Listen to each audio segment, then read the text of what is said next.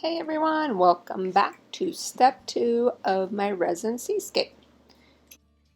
First thing you want to do is level your board, and those little bubble levelers are great for that. We want our resin to stay put.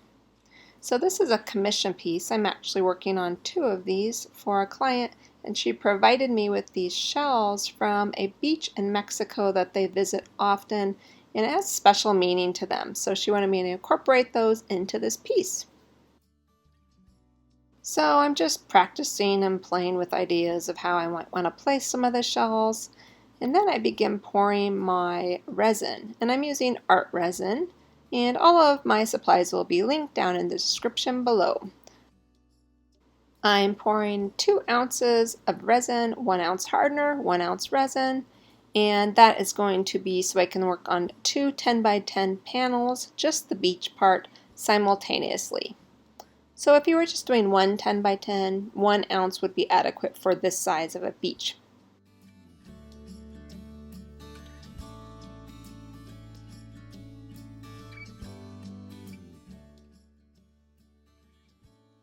Now you'll want to combine both your resin and hardener into 1 cup and stir it for about 3 minutes, making sure you're scraping the bottom, the sides, and your stick in between. Get it good and mixed. This is where a lot of problems come in with working with resin. It's just not mixing it good. So go ahead and mix it up real good, and then you'll be ready to divide it into smaller cups and start mixing in your pigments.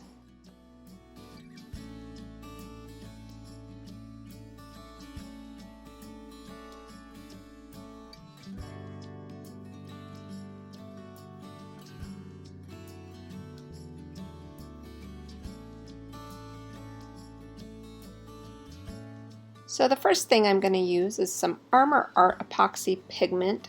It's called Sand, and again this will be in my description below. You want to use very little of this pigment to resin ratio. I put like 1 drop of this pigment paste in. Now I'm taking that acrylic paint that we used earlier to paint the board, and again I'm just putting in a couple drops of that paint and mixing it in really good. I want my beach to have a little bit of sparkle. You know how the sand will kind of shimmer in the sunlight? So I'm adding in a little bit of Pearlex mica powder to give it that sparkle. Now I'm going to start with my lighter sand color and get a good base down on my board, spread it out, and I'm also going to coat the sides because on my seascapes I like the sides to be resined as well.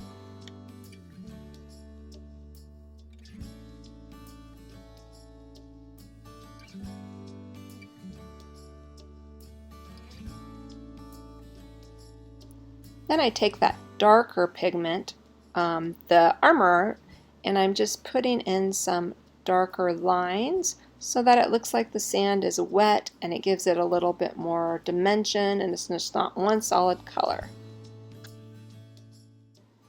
Then with my small culinary torch, I'll blend and soften the lines of that darker pigment so it looks a little more organic.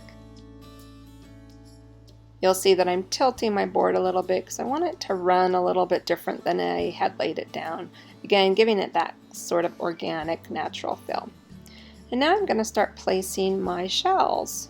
Make sure that you seal your sand dollars if you're using them because they're very porous, and I learned this the hard way. They'll just soak up all that resin and turn dark.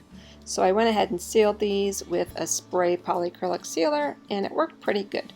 They did darken just a tiny bit, but they look pretty good.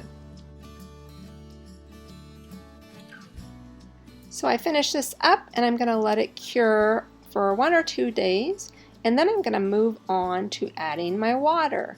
And the reason I like to pour the beach first is because I like the water and waves to splash up and onto the beach, giving it a really cool 3-dimensional look. So stay tuned, subscribe if you haven't already.